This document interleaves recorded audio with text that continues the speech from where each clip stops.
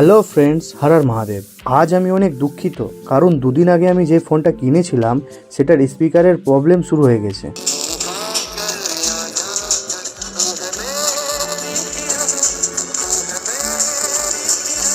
তো তোমরা দেখতেই পাচ্ছ স্পিকারটার অবস্থা কতটা খারাপ হয়ে গেছে। নতুন ফোন দুদিনেই খারাপ হয়ে গেছে, যেটার জন্য আমরা আবার দোকানে যাচ্ছি, যেই দোকান থেকে এই ফোনটা নিয়েছিলাম।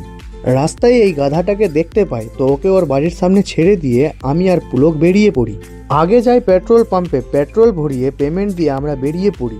আর দেখো বাচ্চাগুলো কিরকম করে পেপারের টুকরোগুলো রাস্তাতে উড়াচ্ছে। যাই হোক, আমরা রতুয়া পৌঁছাই। আজ দেখি এখানে অনেক ট্রাফিক আছে, এখান থেকে কোনো রকমে বেরোই আর চলে আসি দাদার দোকানে। দাদার সাথে কথা বলি, দাদা আমাদেরকে ওয়েট করতে বলে। ওয়েট করতে করতে সন্ধ্যা হয়ে যায় আর এখন দোকানে অনেক ভিড়ও হয়েছে। সেখান থেকে বেরিয়ে চা খেতে যাই, তারপর একটা আইসক্রিমও খাই। খিদে তো অনেকই পেয়েছিল, তাই এই দোকানে এসে মুড়ি কিনি আর আমরা দুজন খাই। আর কিছুক্ষণ ওয়েট করার পর ফাইনালি ফোনটা চলে আসে। এটা হলো নাথিং 3A প্রো। পুলক দোকানে সব কিছু ফোনের একবার চেক করে নেয়। পুলক নিজের আইফোনের সাথে কম্পেয়ার করছে যে ক্যামেরার কোয়ালিটি অনেকটাই আইফোনের মতো।